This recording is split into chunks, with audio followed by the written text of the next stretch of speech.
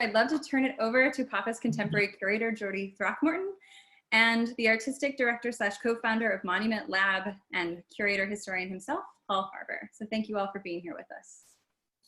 Great. Thank you, Abby, and thank you, Susanna, for putting all this together. This is a new adventure for us, so thank you. And thank you all for joining us. You are our guinea pigs in this, so we really appreciate it. So I feel really lucky and grateful to be with all of you all tonight. I even see some former colleagues from California that I had no idea were joining us, so welcome and cheers.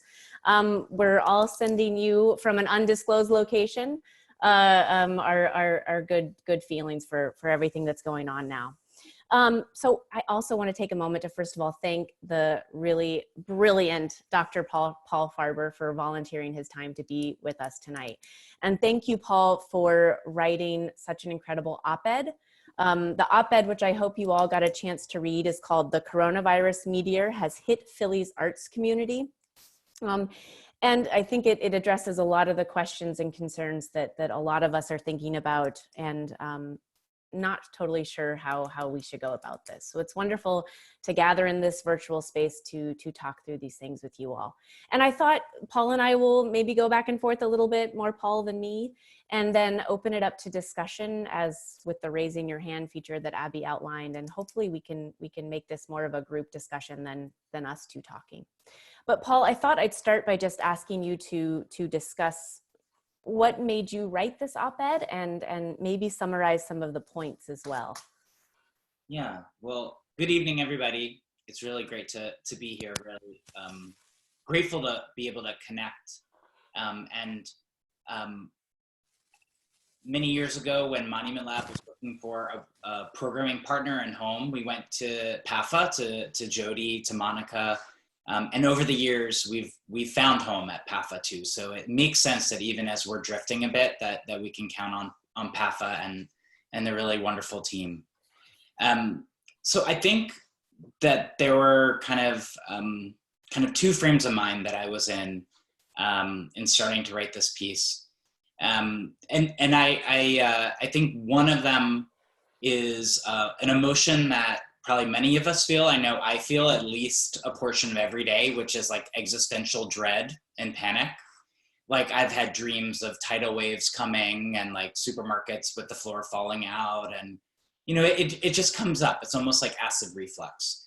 And I know what's going on in my head, but to feel it in my gut is a different feeling. And it was talking with friends and colleagues who are running arts organizations or artists themselves. And it's a range of different kinds of places. There are big places that are changing course of action fast. There are medium-sized nonprofits or even kind of artists of rank who were at points where they had put out money or put out resources or gathered together community and had to shift fast. And just in those conversations and hearing just in a matter of days how staff was being furloughed or laid off or opportunities are being cut, it felt like the thought in my head was, it's like a meteor has hit our art community. It's not a meteor. This, like when looking back at it, there were a study last year and the last 2 years of nonprofits in Philadelphia, that if nonprofits lost 5% of annual revenue, just 5% of annual revenue, that 20% of the city's nonprofits would close.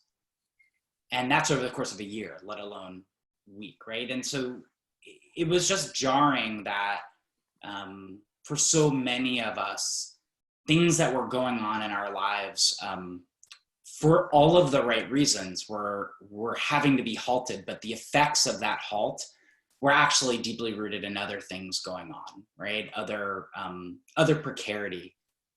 The other feeling I had was, which was not a big surprise, was seeing artists spring into action.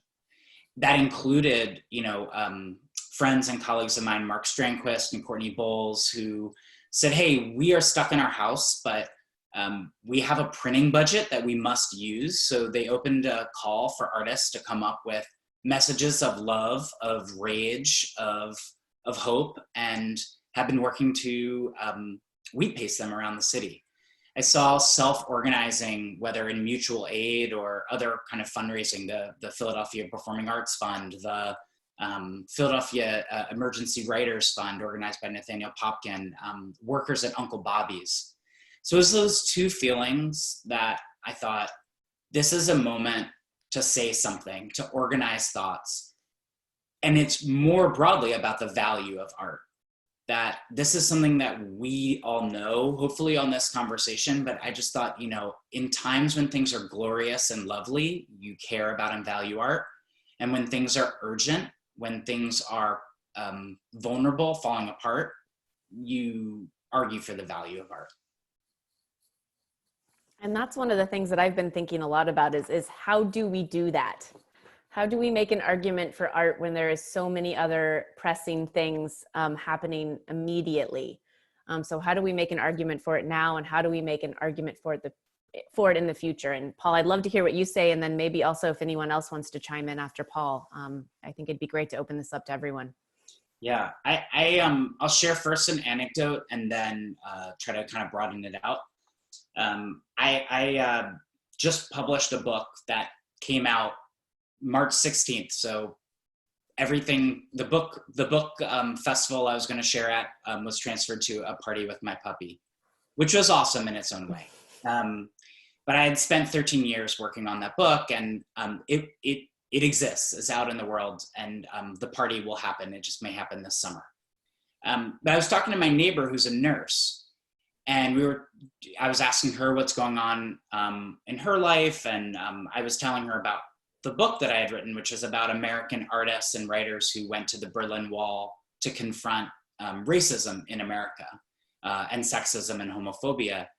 And she said, wow, I really, I appreciate that because it's really important work. I wonder sometimes if I'm doing important work. And I was like, do you understand that every single day I've ever worked on this, I am negotiating with myself my own worth and the time I spend.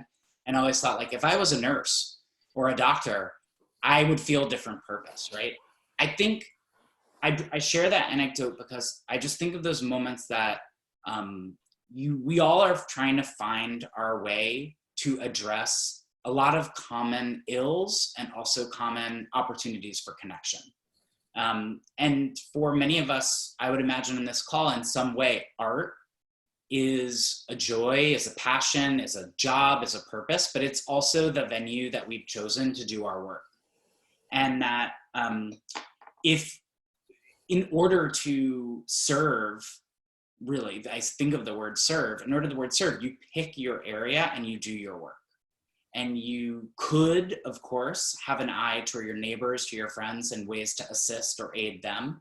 But you have to do what you do in times that are tough and in times that are, again, that are a bit lighter, but you know what you're doing. It's kind of the difference between a job and your life's work.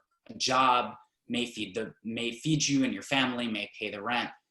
Your work is the thing that you know that you get up every day trying to do and trying to fight for. So to me, the value of art is not something that we should start arguing for today. It's the thing that we've had to put into our lives. And at the same time, it's an opportunity in this moment of all moments to understand why art. If anything, if you removed art from all of our households, and I'm not just talking about the amazing backgrounds that everyone's set up right behind them or we're seeing peering into your lives. I'm talking about what you've streamed, what you've read, what you've gone to for sustenance or guidance, what our children, our family friends are dealing with. Like, imagine life in your house without art.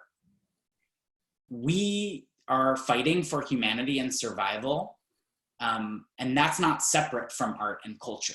Humanity requires art, is something that I write about. So I think, of course, in this moment, there's all kinds of ways that people would say, but that's not important. That's not life-sustaining. And I think that this is a moment, of course, to appreciate the interconnections that art reminds us of.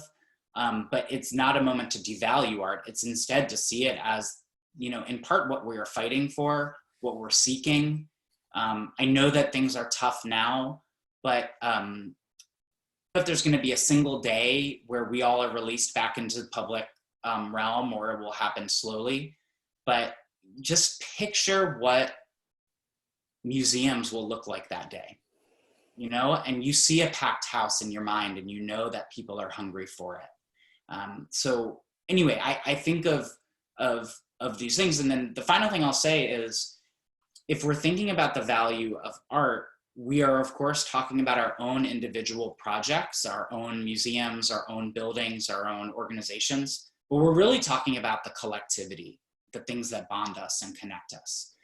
So I think this is also a moment to understand, if your artwork and your art making and your art appreciation is about connection, it's about not ignoring lines of division, but instead addressing them and overcoming them, or nourishing or fostering life across them, then that's what art is supposed to be for me, right? And it's always a balance between the artist's hand and the kind of intention of those who create work, and what happens when you share it. But I think that's really what we're fighting for, is that possibility and the necessity of connection.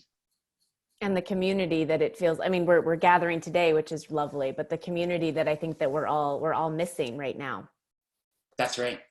That's right. And that community, of course, happens on First Friday when we're all out supporting galleries and museums and openings, but it's also the stranger that you meet as you encounter a building or a sculpture. It's the support staff who make the museum a beautiful place to be. It is not a surprise to me that some of one of the industries that's not just wanting to help, but able to help people on the medical front lines is the preparator staff and the conservators. Why? Because they always have had it together. Those are always the people who are prepared, right? So and they're people who also care about safety, and they care about value, and they care about the meaning making of art. So I'm not surprised by those things. And I've liked seeing the stories of places like PAFA or the Fabric Workshop and others around the city saying we were ready to be called into action. We were ready for it. Does anyone else want to, feel free to raise your hand if you want to contribute or say something to that question of how do we talk about the value of art during this moment of emergency and crisis? I think Kelly wants to say something. Oh, there, I think you're unmuted, Kelly. Many things. I clapped, but I was trying to raise my hand too. It's interesting because I think a lot about how often we make arguments for the embodied aesthetic experience and being together, and how important it is to experience objects and installations and programs in real time and in real space. And so it's been interesting to now be forced to confront everything in this mediated way that's really digital, and we're all kind of, I don't know. I'm sure a lot of us there's a learning curve in terms of how to present a mediated experience, that's sort of ad hoc, from our various locations.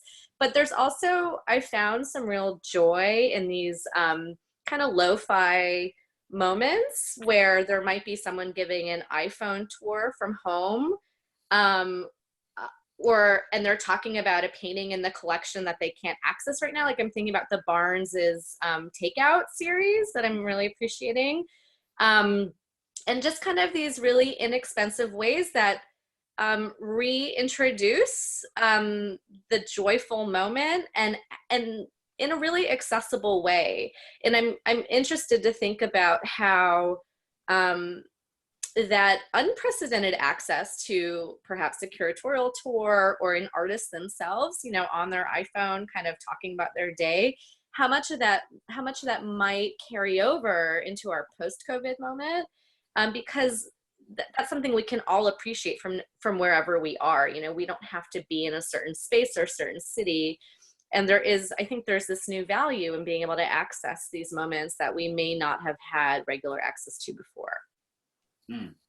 And in fact, we may be even more accessible to more people in this way. That's what I've started to realize with I mean, Anna did a lecture earlier this week and colleagues joined in from all over the world, at least the United States.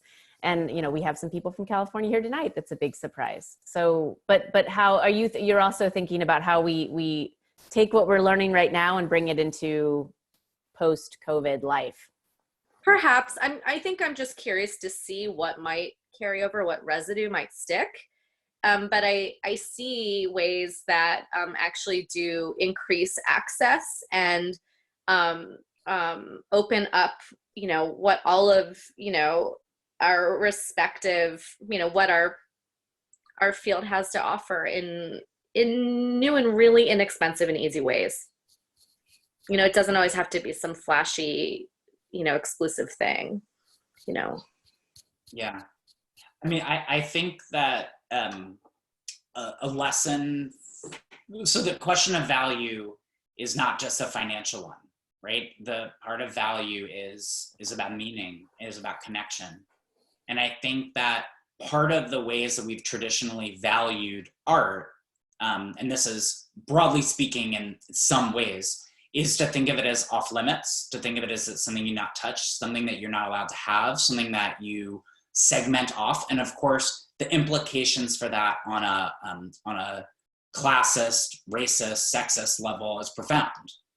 And so I think in part of this moment for artists and organizations is understanding, of course, the need to serve, the need to entertain, but also that value of showing more of figuring out what they value. And it's not just the high fidelity. I do believe once we're hopefully back together more, we're not going to just go for only lo-fi productions, but we see that there's a lot that we can do in this way.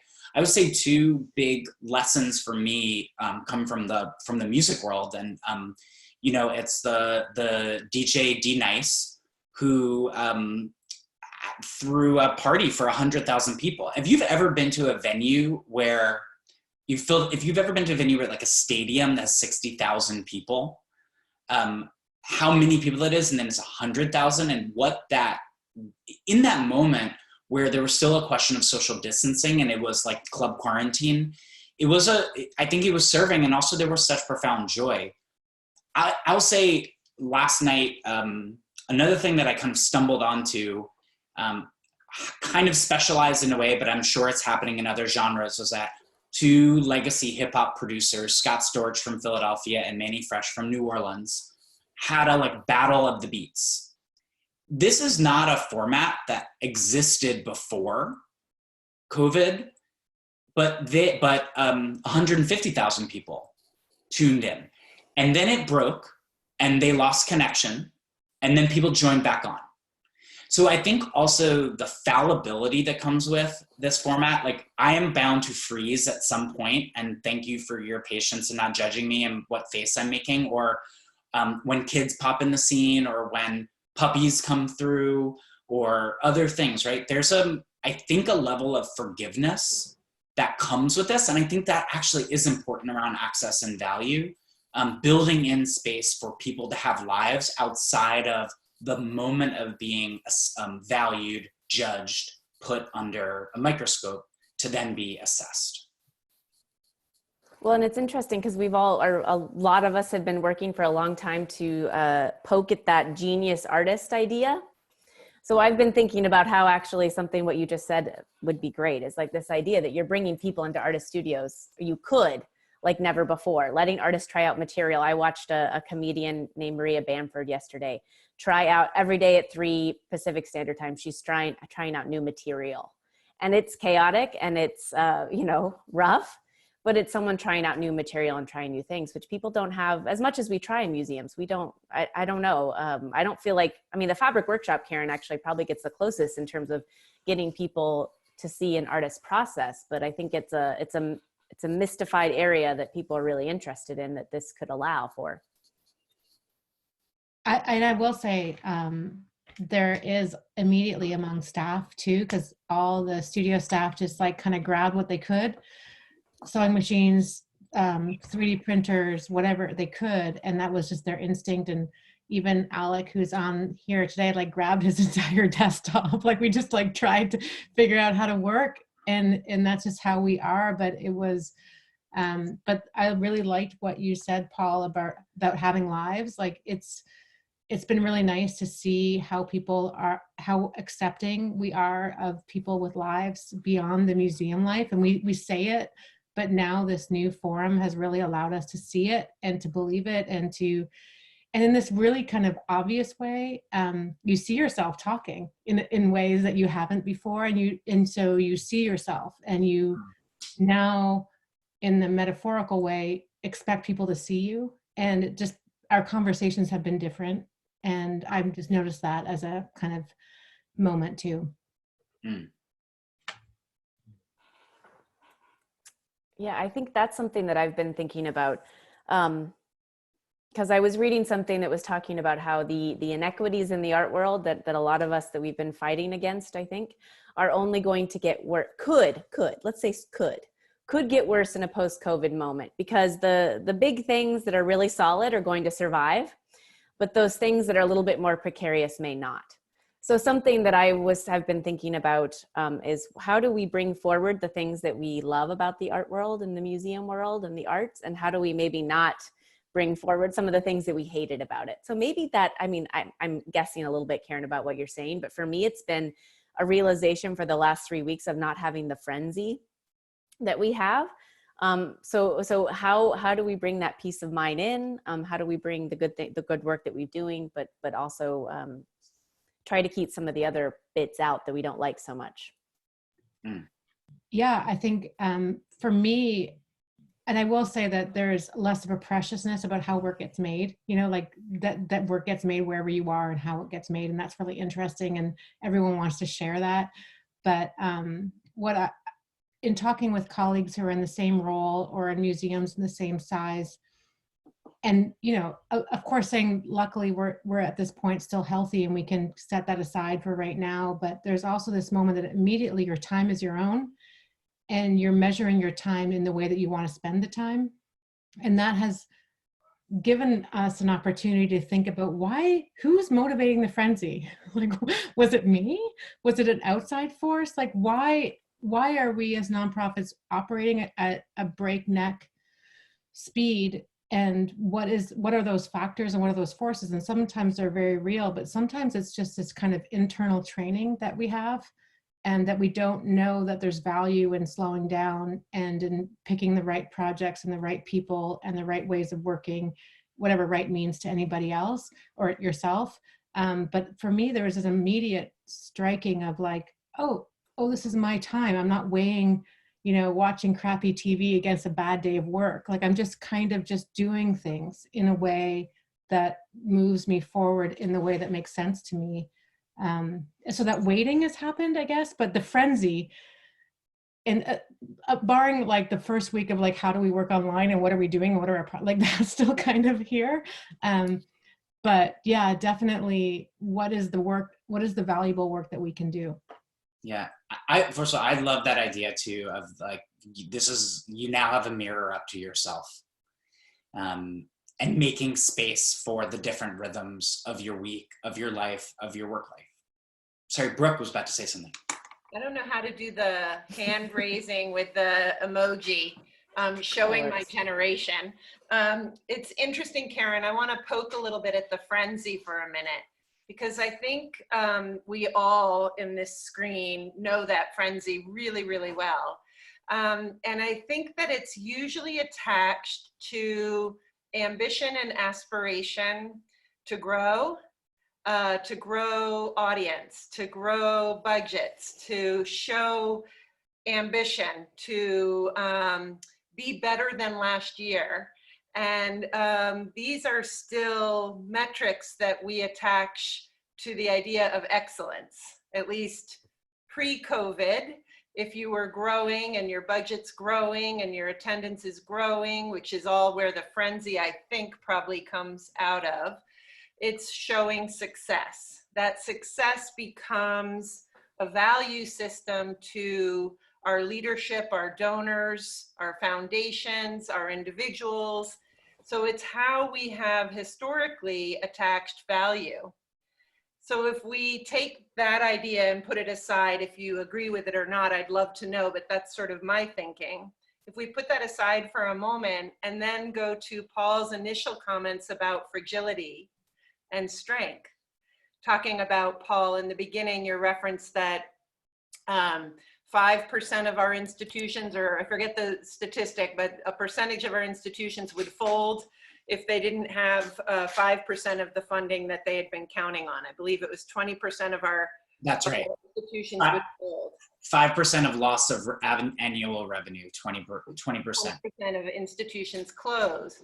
So if we take this fragility that Paul's talking about, probably we're counting on the strength coming from ideas of success with fundraising, success with audience growth, success with press. I don't want to forget the press and the power of our marketing and visibility out there in the world.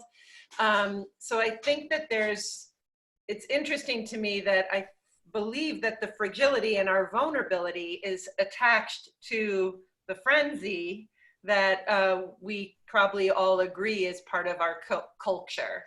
So is there a way to shift how we value? And is the value going to become more meaningful connections or meaningful connections between an object, an artist, and an audience member?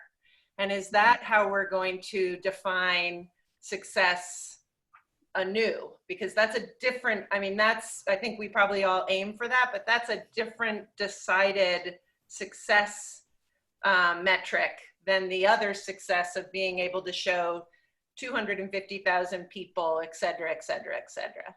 Mm. So I don't know that COVID and post-COVID is gonna take that away from the art world ambitions, because it's been the art world ambitions at least, probably reasonable to say, since the 1980s, when both the museum community in America really professionalized itself for the first time. So this is now 50 years of behavior, 40 years of behavior. And it would be interesting if we all decided to operate differently, but I'm a little skeptical that that transformation will take place, even with something as devastating and dramatic as this moment. And Kate Craxon has her hand up. Kate. Hi, everyone. I'm not drinking. I'm on an exercise bike, which actually links to what I'm about to say. And I'm in an echoey, empty apartment in my building.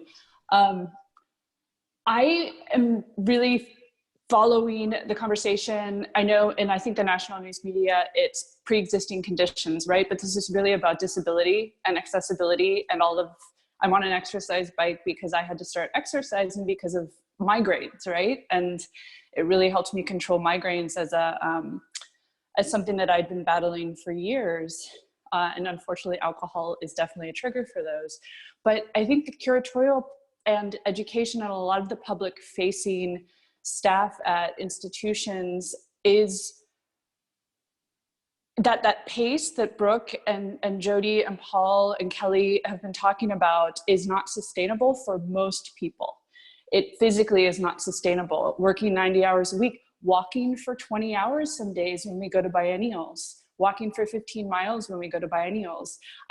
I'm hoping that there's going to be an intersection between the conversation around pre-existing conditions, aka accessibility, across the country in terms of our healthcare system, and also accessibility in terms of people who can actually be in our field and work the kind of hours that they physically can, and still have ideas to contribute and still have important things to say about the museum field and about art. And I think about this with artists too, and I'm sure all of us have worked with artists who work at very different paces and need different amounts of time and support.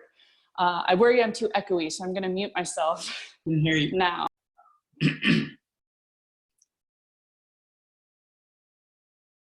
Sorry about that. Thanks, Kate. And Aisha, you had your hand up too. You are, oh, I'm trying to unmute you. Okay, There you go. I was trying. Okay, hi everyone. Brooke, I echo exactly whatever you said. You know, I'm a part of a very small organization where I'm doing the development role. I am doing the budget. I'm doing the programming. Of course, we have a team, but everyone is on contract levels. And again, we all are trying to jump on so many calls to get as much as essence what's happening in Philadelphia. For me, being at home and actually joining through Zoom and meeting all of you, I thought that was a luxury. You know, I think on so many levels. First, and Paul, coming to your point, importance of art. Like I sleep, I live, that's my life. That's what I do. I have been doing it from last 15 years. So that's all I know, right? So when this whole thing happened, first week, I even couldn't talk about art because I thought, do people want to hear me? I don't know if all of you had that feeling, because here we're talking about people getting laid off, people not having, but I'm forgetting I might be one of them, right? And I still don't know. I am probably one of them who will not have a job, right, this year, or not get paid this year. So at that point, I thought, like, I had really not down moments, but I had doubts, like, whatever I am doing in my life, is that sustainable and it's important? And second week, I think I messaged actually Jodi as well. I felt the pressure from people like, oh my God, I have to have a virtual. Now that's a new pressure on me, because trust me, I can only text message, I can transfer data, and I can turn on a laptop. That's about it, right? So now I'm like, oh my God, now I have to create a new program. I have to come have a virtual presence, right? Now more pressure on me. So then, you know, I sat down one day. I'm like, you know, whatever.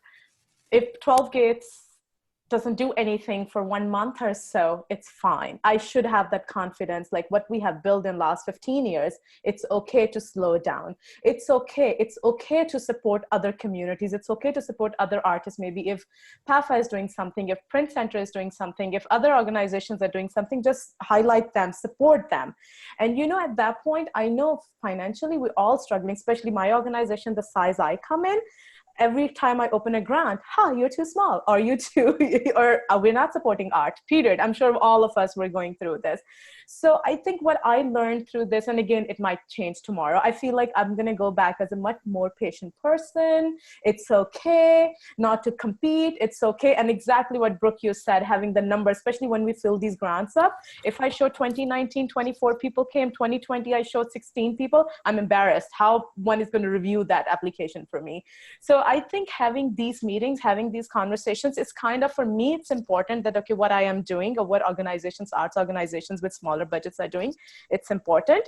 And the other thing, I don't know if we have artists on this panel, what I felt, that we're expecting artists to create work around COVID-19 now, which actually, I thank God I did not send that out. I felt that backlash. Again, I really spent time to read about people this time. I thought that's learning time for me, because nobody's asking me, oh, deliver this, opening is happening, packing is happening. So I felt that we're expecting artists somehow. Again, we're in a different kind of race. Please tell me if I'm wrong. I want to hear it from all of you. I feel like now I'm expecting from my artists are all over the world. Like, they are American diaspora, but they're from South Asia, Middle East, whole Minasa region, basically. I feel like now, my first 2-3 weeks, I felt like I am expecting from my artists to create material around COVID-19. That's what we all want to talk about next year, exhibitions. Oh, what COVID-19 did. And then 2 artists actually wrote back to me. I did not send anything out, just the feelings. Like, I hope you're not expecting us to change our exhibition schedule and create something around coronavirus, because I am not changing my art practice. So and please tell me if this is correct, or this is just because artists are feeling really pressure at that point. So I just wanted to speak on their behalf as well. Thank you. No, I think that's really important. We've been having conversations internally at PAFA about how we support artists, but it's a super good point. It never works to dictate material for an artist. Yeah, and I would say too, you know, I mean, because Monument Lab operates as a studio, as an organization in some ways, but actually structurally we're artists. So the whims of opportunities for funding, it functions in that way. And I have to say, you know, I had a 2-hour meeting today just going over emergency grant opportunities for small businesses, for artists, from a federal level, from a state level, from a foundation level, it is profoundly confusing. And it's not to say that like it's important. It's amazing that there was lobbying being able to be done acutely on a federal level. You could not have scripted that the NEA, the NEH, that museums would be able to be part of that, let alone artists who are in the gig economy. And that's because of long-term lobbying. But it's not easy work to adapt. I think some of these longer term questions about access are, as Kate was signaling, Aisha, as you were also, I think, getting at, are important to note. If your work was before this, dealing with interconnection and also the barriers to interconnection and the barriers of inequity, right?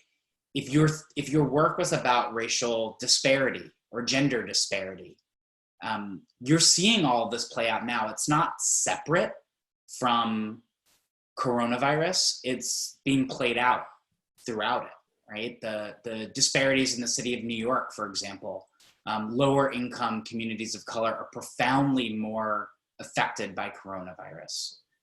I think if you didn't value parenting or parents on your team before this moment, I really hope this has converted that for you, right?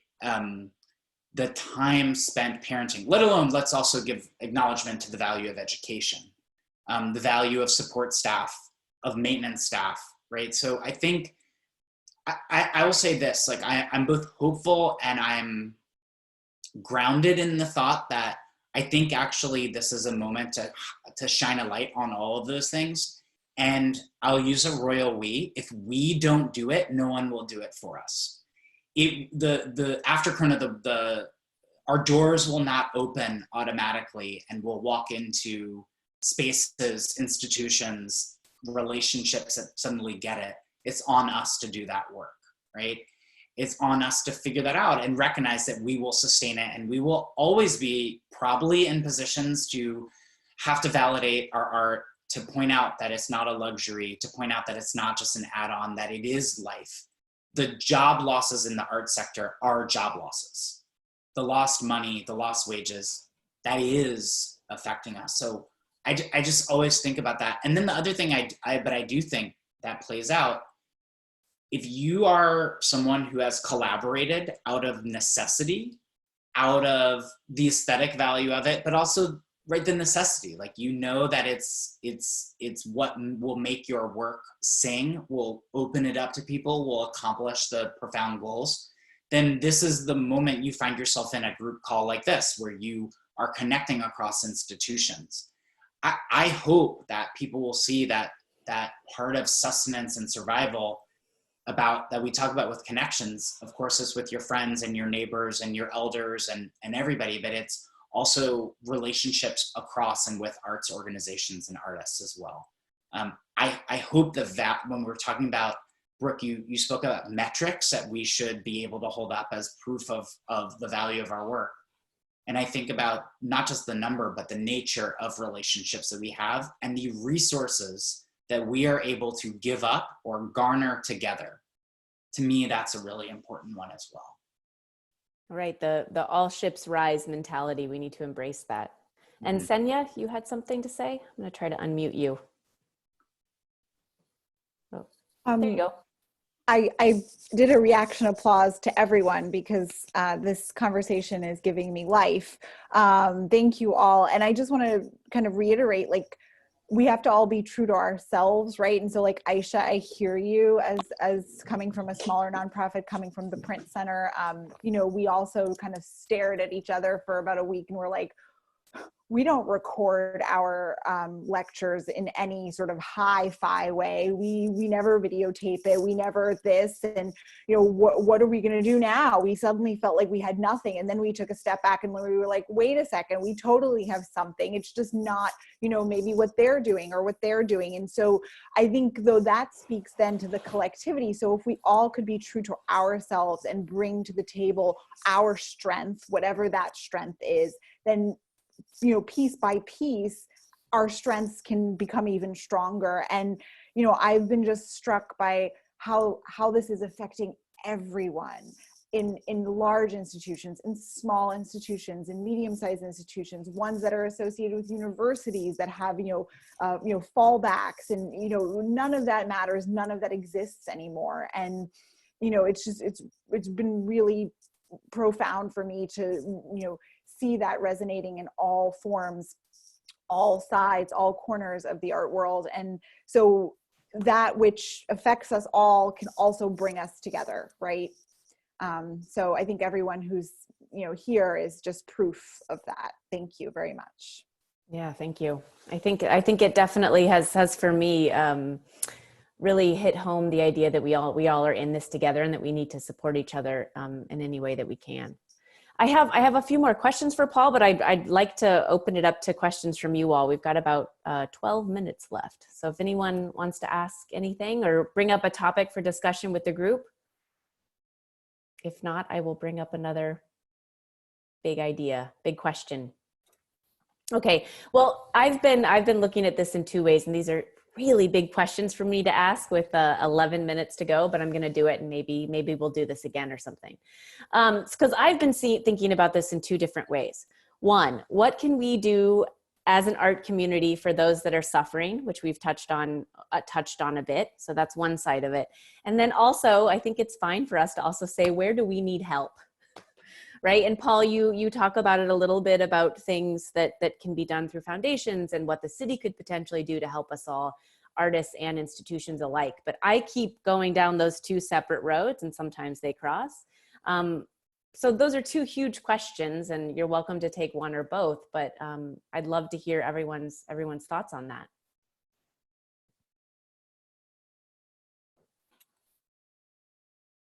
I mean, one of the biggest services that you can offer right now is reminding people to stay home and to take those messages seriously. And so,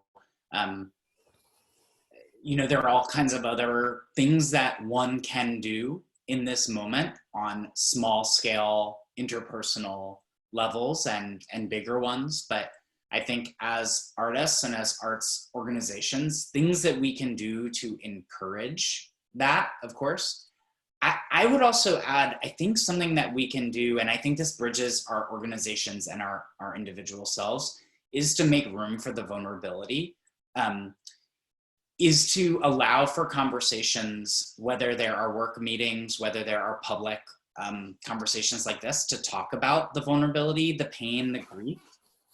We're facing what looks like it will be the biggest loss of American lives, Korean War and Vietnam War combined, bigger than potentially the Civil War. And so we actually have to make space for our vulnerability. We have to make space that things are not okay. We may have moments where we can be coherent and rely on our love and our rage together, but we have to be able to adapt and make space for that. So there is a level of holding court and entertaining, and you know, I love the Philly Stewards released a coloring book with a group of artists, including Miriam Singer, and others, that was just a kind gesture, like throw something out there.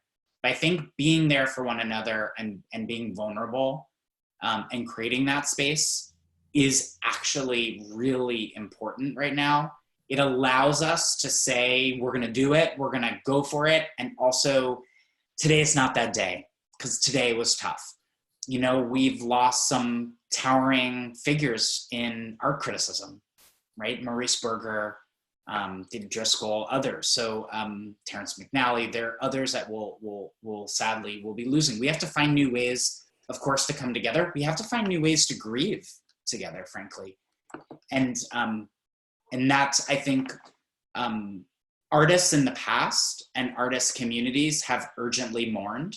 It's why during the AIDS epidemic, during the Ferguson uprisings, people who were dealing with urgent action and memory did it together, not waiting for one or the other. So anyway, those are just a few of my thoughts. And I think that vulnerability and flexibility, however we work that into our actual offerings outward, I think are important. So that's interesting, because that divides my question into even more parts, because it's like there's the action part, and then there's the how do we become spaces for the community to mourn and to grieve, and how do we make those spaces? And that's interesting. You make the point. I mean, Anna and Brooke, we were all talking a little bit about how there's much more there's much more historic work, for example, that memorializes different moments in world history. And at PAFA, there's a few things in the collection that we've been talking about how those serve that. But what's going to happen with contemporary art in that way? Yeah, well, I mean, and some ideas that I'd also, so I say those things with a heavy heart, and I also have another flip side to share, which I've been trying to like throw out there as like seeds. One is, and this is in the op-ed, many fundraisers are going to go online. Mm-hmm. And you don't have to dress up and get your hair done in the same way, though you could, right? Sweatpants and hair done, that's now the acceptable business fashion. But I think just thinking about ways to support, and if it's not going to be a fundraiser, reaching out to an arts organization, or the people, like, I think we have to get each other's backs. The other thing that we've become accustomed to, and I'm going to say we, though every organization faces it differently with different opportunities or challenges, is travel. Like for Monument Lab, I'm in many ways used to this virtual world, because 2 or 3 days a week I was out of town on projects that some of them are happening and some are not. And I've had to adapt that. And that's a little bit scary, but it's going to deepen work that we're doing in Philly. But I think of some of my colleagues who have exhibitions planned with international artists that rely on their presence. And, what if next fall there's a few museums in the city of Philadelphia that we're going to rely on work being shipped and people here? And who knows, maybe that's an opportunity to work with local artists or to do some of that work together, make the gallery the space that's convivial, that's rebuilding, that's sustaining. You would have not had an opening in your schedule. You wish you didn't. But now that you do, the small amount of resources that could be allotted, maybe there's not $50,000 for the exhibition, but there's $10,000. Well, a space in a gallery that was unexpected in a leading institution is profound. And so I think the ability to, again, get each other's backs, think about this moment. We may not be able to travel outside of our city. So what does that mean for our ability to live together, to grieve together, but also to plan together, right? And I hope for those of us have tried to do that and have responded to others who've cleared the way for collaboration. This is not the first time we're doing it, but this ups the ante. So let's innovate what it means to make room for one another. And what it means to support local artists. I mean, I think it's going to be more and more important that we figure out. And that's something, we touched on a little bit, but it's how we can really in this moment sort of pull together as institutions, as people, to support the artists in our community really directly. And that, is there anything we have just a few minutes left, and I thought I would open up. Oh, yes, let me unmute you, Marguerite. There you are. So I was thinking, let's say, take the scenario where local museums were planning to start exhibitions that involved artists outside of Philadelphia, international artists, and now they're not able to go forward. Think of all the galleries in Philadelphia that aren't able to run their shows right now. Cerulean Arts, Fan Gallery. What if some of the museum spaces decided to mount shows of local Philadelphia artists collaborating with local galleries, which would help the local galleries and promote local artists? Mm-hmm. Yeah, opening up those spaces for more local I mean, sort of the art economy in every sense there. Yeah. With galleries and the artists. The idea is slightly reminiscent of what was happening in New York with the abstract expressionists, that they were all the museums in New York were hosting international artists, or perhaps some regional American artists from outside New York, but they weren't supporting the local New York art scene. So, history repeats itself. So the same pattern exists where the museums are looking for these big, showcase, bring in tons of crowds type of shows, and they're not supporting the local art market. Right. And if they can't bring the large crowds in, or they can't get the work there to bring the large crowds in, promote the locals. Right. Because there's certainly a lot of great things happening right here in the community. Yeah. Do we have just a few minutes? Does anyone else want to add anything before or Paul, any concluding comments you'd like to make? I'm just Brooke. Hear from others. I just have something I want to add. Paul, I think in your op-ed, you also talked a lot about the need and the hope, and if I read you correctly, for us to have a body in Philadelphia that convenes us, that supports us as a community, and aids in any of the things that we've been talking about in this conversation, whether it's fundraising or collaboration, or supporting institutions that bring 24 people in a year and those that bring hundreds of thousands of people in a year. As many of you know, I've lived in a lot of different cities in this country, and this is my first city where I haven't seen a real convener, a convener of community. And one of the things that I would be hopeful for in this time when we all go back to our offices and get to work again in that way would be lobbying on our part to really ask Philadelphia to have an active and engaged office that brings us together as a community, so that during these times, 12 Gates and the PMA and everybody in between gets the support that they need in an equitable way.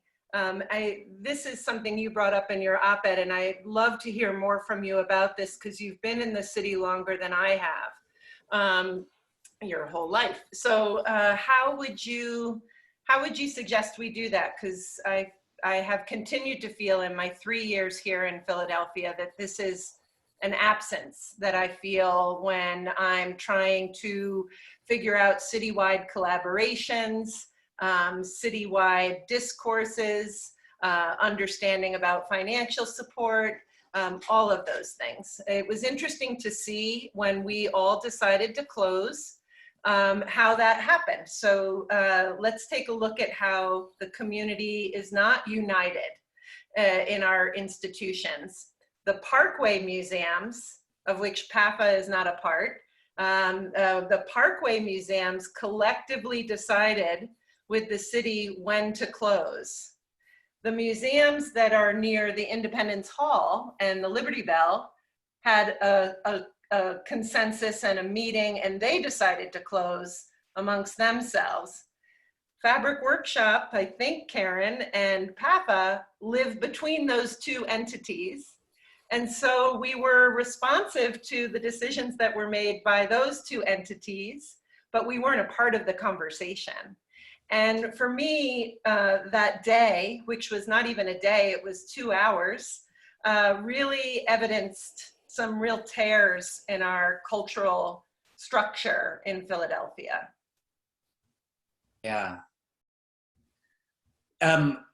So I have a lot of thoughts, but I will say, I think you've just crystallized in the moments of urgency that you share, that's one of the times, though there are many, where not having a kind of strong convening force hurts us, or at least endangers us. And I think that even when the museums are packed on their best day, we still need that, right? And I think it goes back, of course, about value, but it is also about values. For me, what I'll just say from my own standpoint, I think that entity should be the Office of Arts, Culture, and Creative Economy. I also, I'll say that in my writing, this op-ed, and then one I did reminding the city they've already promised to take down the Frank Rizzo statue. They did their own research on it, and they haven't done it, and they're negotiating against themselves, and what's the point?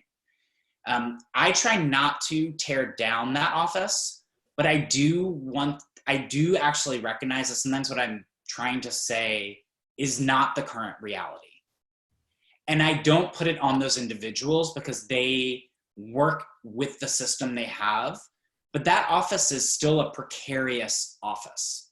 To me, they would be the central guiding force, but I think if you've been in other cities with the Department of Cultural Affairs that operates differently, that has a different budget, has a different mandate, I don't know, my sense is that I would love to see them, but I would also love to see them in close cooperation.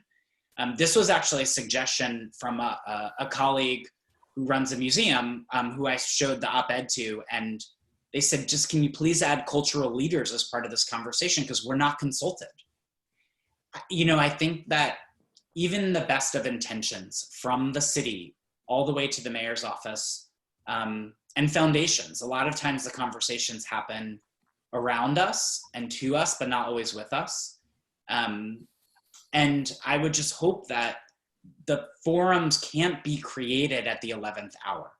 It's like integrity. You can't decide that you're going to have integrity at like when it really counts. You had to have the relationships, connections, and body before it.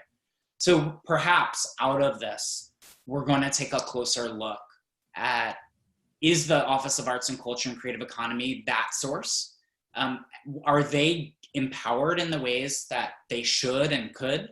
And if not, how do people come together? And I think, Brooke, you pointed out like these, in a city that has so much interconnection and interrelation, there are small organizing bodies that are historic, that are legacy.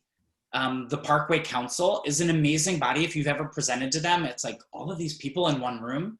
But you can see that the Parkway, like its relationship to the city grid, doesn't always plug back in to the city, right? So I say this with deep love for the institutions. I want to see more opportunities to connect that aren't just on the backs of individuals who have the will to outreach, so that when things are tough, we know where to turn. And when things are not as tough or not as challenging, or maybe even just a hair lighter, we also can understand and respect one another. And I'm speaking in broad strokes. This exists already in some ways, but I pick up on what you're saying, Brooke, and something I tried to put in the article that you read correctly, which was, I want to see this happening. And I want to, my hope as an individual, and as someone in the arts, is to see it happening in conversation, to have that process in places that we can see it and not just wait for it. So so do you think we can take this opportunity and we should try to create something, or it's too ambitious? Well, I'm not going to be one ever to say like, let's pour cold water on that ambitious idea. So, because some of the best ideas come from duress. I don't prize it. I don't fetishize it, but like urgency can yield it. My question is, does the organizing idea, does it exist? Is the place that Brooke is speaking about, or that Samas Langos, does it exist already? Do the people who have the influence, I mentioned resources in the article, and of course I'm speaking about financial, but I was purposeful not to just put financial. Yeah.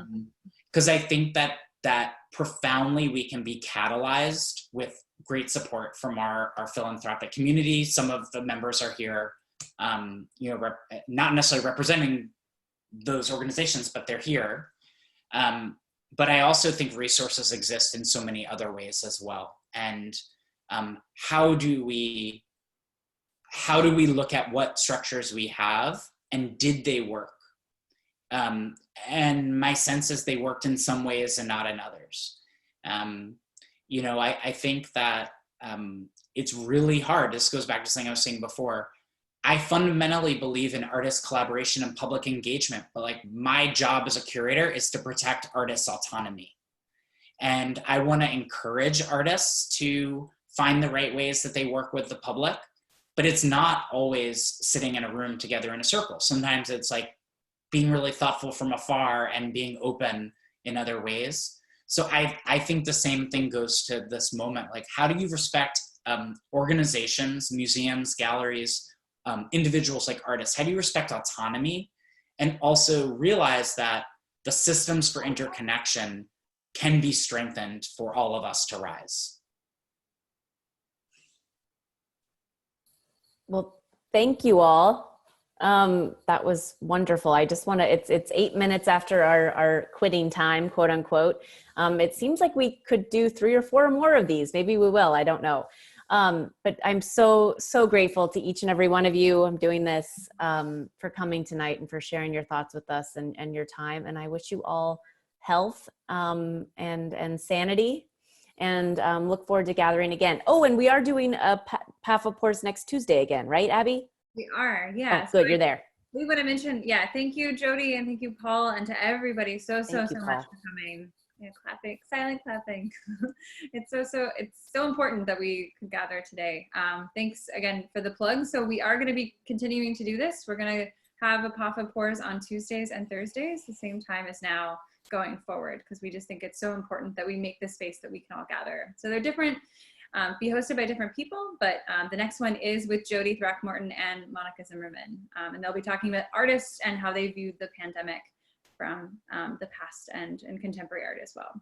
So we hope you can join us. But again, thank you all for taking the time, and take care. Yeah, Thank you. Thank you, Paul. Thank you, PAFA. Thank you, everybody. Bye.